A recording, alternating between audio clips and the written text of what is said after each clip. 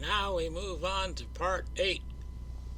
So now that I've established that J.D. Tippit was shot in Dealey Plaza around 12:30, I'm coming back to these times involving the shooting event on 10th Street.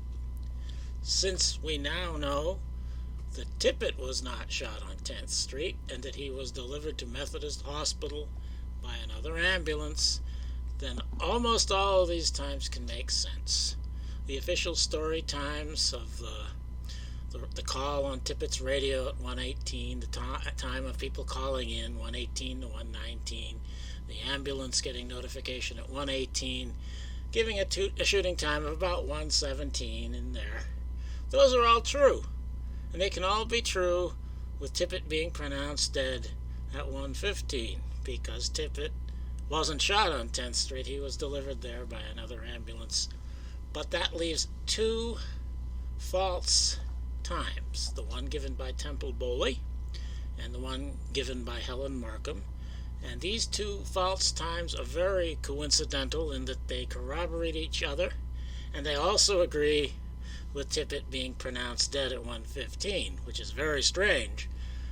But the reason they agree with that is because the plan was to have Tippit shot earlier, as Helen Markham says, probably at 1:06. That was probably the plan, and they expected the ambulance to be there at 1:07 or 1:08 and bring him to the hospital, and he'd be pronounced dead around 1:15. That would all have worked had the shooting gone as planned, I think. But the problem was that the shooting was late, and that's what threw off the plan, because Markham and Bowley had been told to say their earlier times, and that would have worked if the shooting had gone off on time. So what I now want to do is deal with Temple Bowley and Helen Markham. I think that both of them were hired hands for the shooting on 10th Street, that they were both engaged to perform their roles by the conspiracy to murder JFK, or by an arm of that conspiracy, and that explains the circumstances. So, and there's some evidence to think that. There's no proof, there's no document telling Helen Markham to say this or Temple Bowley to say that. But there are some strange circumstances which I think are suggestive. And one of those is her account of what she did after Tippit was shot. She said she went over to Tippit, tried to help him, tried to comfort him or something. And this is from her Warren Commission testimony. No, not until everything was over. I never seen anybody until I was at Mr. Tippit's side. I tried to save his life, which was why I didn't know at the time that I couldn't do something for him. And Alan Dulles says, Mr. Tippit, Officer Tippit, didn't say anything to you? He tried to. He tried to? Yes, sir. But he didn't succeed? No, I couldn't understand. I was screaming and hollering, and I was trying to help him all I could, and I would have. I was with him until they put him in the ambulance. Well, that sounds like a nice story, but the trouble for Helen Markham's credibility is that every other witness who ever says anything about her describes her as being across the street and screaming. And they never say she came over to help Tippit. Now, she might have come over. Eventually, she did cross the street. She is visible in some film, some news footage, long after Tippit had been shot, being on the other side of the street. But every other witness, when they came out, when they looked, when they came to Officer Tippit, they all said she was across the street.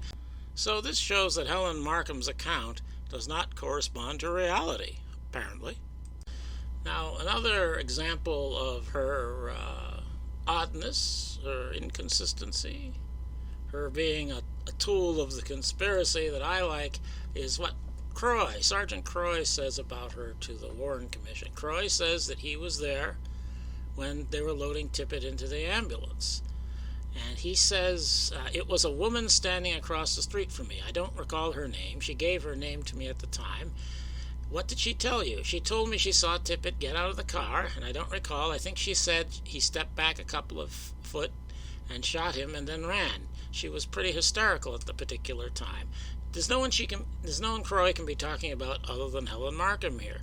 Do you know the name of the woman who you talked to across the street? I don't recall. I think she lived across the street. She was standing out in front, watering her yard, or doing something in her yard. Well, you stated she was watering her yard, or something. She was standing in the yard doing something. But the first thing you indicated was she had been watering her yard.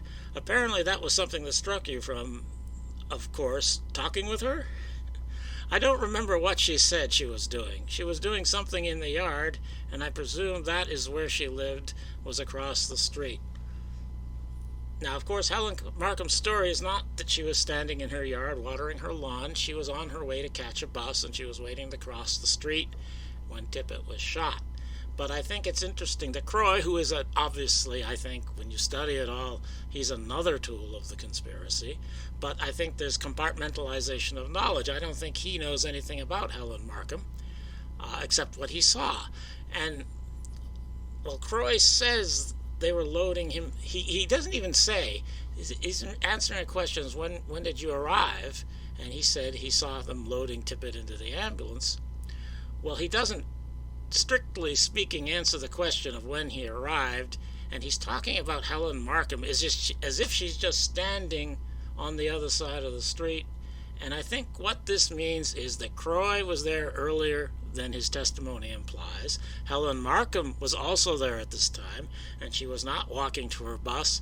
She was standing in the yard waiting for the scene to begin, the scene that she was going to be performing in. And this is not, you wouldn't call it a smoking gun. It's not explicit, but I think that's the meaning of what Kroy says. How would he think she was standing there watering her lawn or doing something in her yard if she was simply walking to catch a bus? I think it means that both of them were there longer than their accounts imply. And what this means for Helen Markham, as I said, I think she was standing and waiting for the scene to begin. And we also have a Jack Ruby connection with Helen Markham, and it's not crazy to think so unless you think Bert Griffith of the Warren Commission was crazy. In this memo, is there any significance in the fact that Helen Markham, who witnessed the killing of Officer Tippit, has known Jack Ruby for the past 2 years or more? Ruby is a customer at the Eat Well Cafe where Mrs. Markham is employed as a waitress.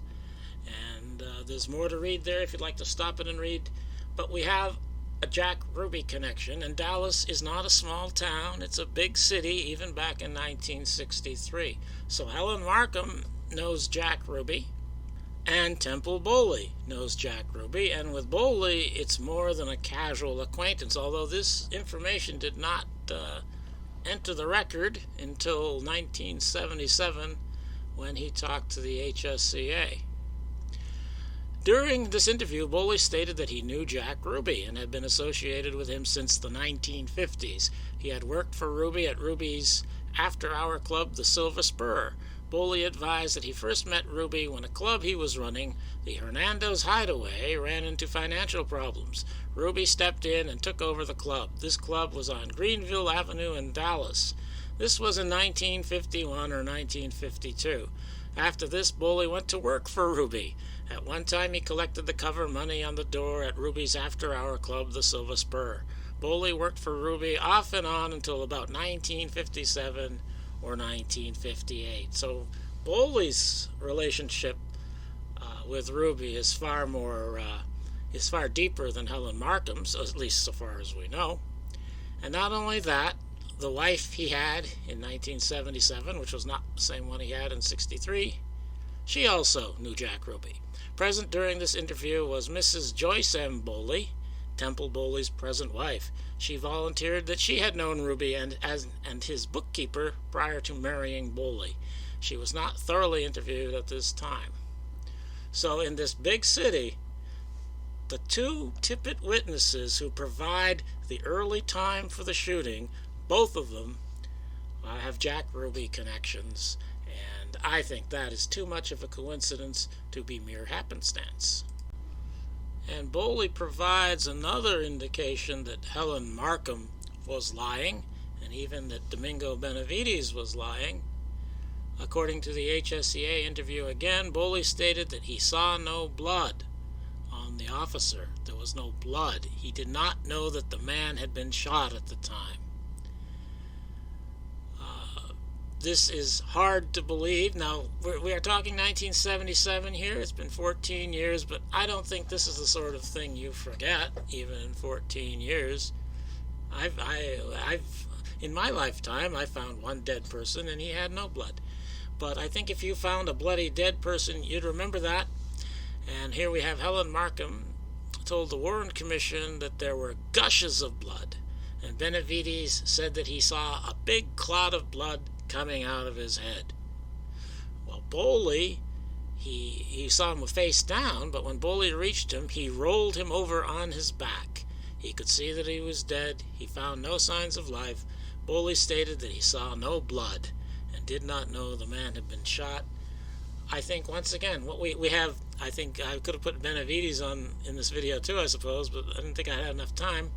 But I think all three of them were engaged by the conspiracy to be witnesses for this shooting on 10th Street, and that they weren't all told everything about everything that was going on. They were told what they needed to know, what they needed to say, and Bowley says probably the truth, that he saw no blood, while Markham and Benavides were probably told to say they saw blood, and that's why they're lying about it.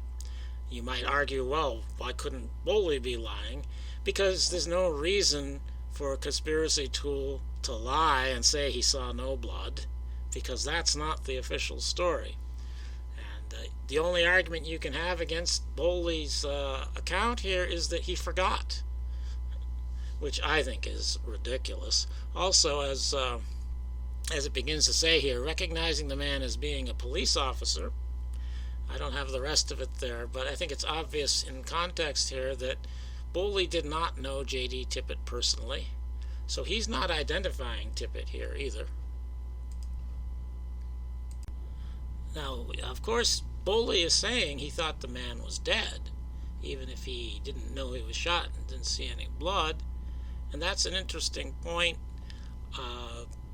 If I do a video on what I think happened, as I expect I'm going to, I will revisit that. But for now, that's all I'm going to say about it.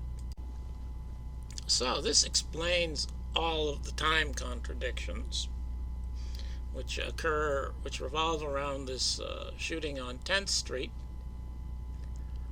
The Ruby people are pushing the early time, and I surmise that they are doing this because the original planned time for this shooting was 1:06. Helen Markham was told that. Helen Markham, in her first statement, her affidavit on the day it happened, said 1:06.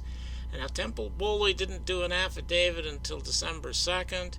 It may be they realized they had this timing problem. Maybe Bowley was supposed to say 1:07 or 1:08 or something, and maybe they had to move it a few minutes just to move closer.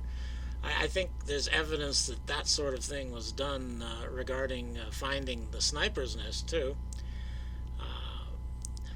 But I think, to me, it seems clear, after having studied this, that the original plan was to have the shooting on 10th Street at 1:06 and expect Tippit to be pronounced dead at 1:15. And so the ambulance 601, driven by Clayton Butler, arrived at Methodist Hospital at the appropriate time, but they were late on 10th Street with the shooting, and it's probably because their patsy wasn't there. If there's one Oswald, then he was at the rooming house, he got off the bus, and this might explain it all. Oswald had to go to his rooming house first for some reason, and he was late. He was supposed to be the patsy on 10th Street, and he was late for his appointment. And okay, I think I can stop now.